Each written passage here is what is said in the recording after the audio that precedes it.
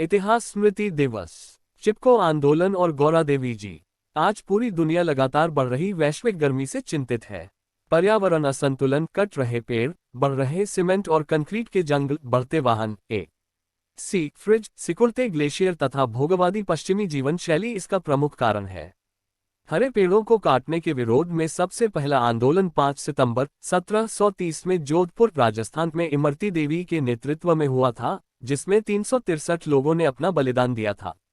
इसी प्रकार 26 मार्च 1974 को चमोली गढ़वाल के जंगलों में भी चिपको आंदोलन हुआ, जिसका नेतृत्व ग्राम रैनी की एक वीरमाता गौरा देवी ने किया था।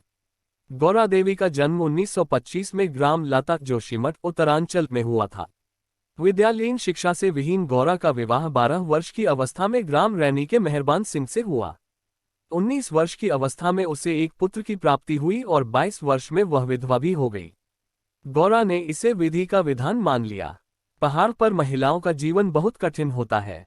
सबका भोजन बनाना, बच्चों, वृद्धों और पशुओं की देखभाल, कपड़े धोना, पानी भरना और जंगल से पशुओं के लिए घास व रसोई के लिए ईंधन लाना उनका नित्य का काम है। इसमें गौरा देवी ने स्वयं को व्यस्त कर लिया। 1973 में शासन ने जंगलों को काटकर अकूत राजस्व बटोरने की नीति बनाई। जंगल कटने का सर्वाधिक असर पहाड़ की महिलाओं पर पड़ा। उनके लिए घास और लकड़ी की कमी होने लगी। हिंसक पशु गांव में आने लगे। धरती खिसकने और धंसने लगी। वर्षा कम हो गई। हिमानियों के सिकुड़ने से गर्मी बढ़ने लगी और इसका वहां की फसल पर बुरा प्रभाव पड़ा। लखनऊ और दिल्ली में बैठे निर्मम शासकों को इन सब से क्या लेना था। उन्हें तो प्रकृति द्वारा प्रदत्त हरे भरे वन अपने लिए सोने की खान लग रहे थे। गांव के महिला मंगल दल की अध्यक्ष गौरा देवी का मन इससे उद्वेलित हो रहा था। वह महिलाओं से इसकी चर्चा करती थी। 26 मार्च 1974 को गौरा ने देखा कि मजदूर बड़े बड़े आरे लेकर ऋषिगंगा के पास देवदार के जंगल काटने जा रहे थे। उस दिन गांव के सब पुरुष किसी काम से जिला केंद्र चमोली गए थे। सारी जिम्मेदारी महिलाओं पर ही थी। अतः गौरा देवी ने शोर मचाकर गांव की अन्य महिलाओं को भी बुला लिया। सब महिलाएं पेड़ों से लिपट गईं। उन्होंने ठेकेदार को बता दिया कि उनके जीवित रहते जंगल नहीं कटेगा।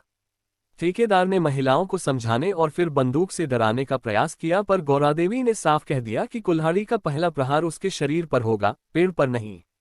ठेकेदार डरकर पीछे हट गया। ये घटना ही चिपको आंदोलन के नाम से प्रसिद्ध हुई। कुछ ही दिनों में यह आग पूरे पहाड़ में फैल गई। आगे चलकर चंडी प्रसाद भट्ट तथा सुंदरलाल बहुगुणा जैसे समाजसेवियों के जुड़ने से यह आंदोलन विश्व भर में प्रसिद्ध हो गया। 4 जुलाई 1991 को इस आंदोलन की प्रणेता गौरा देवी का देहांत हो गया। यद्यपि जंगलों का कटान अब भी जारी है। नदियों पर बन रहे दानवाकार बांध और विद्युत योजनाओं से पहाड़ और वहां के निवासियों का अस्तित्व संकट में पड़ गया है।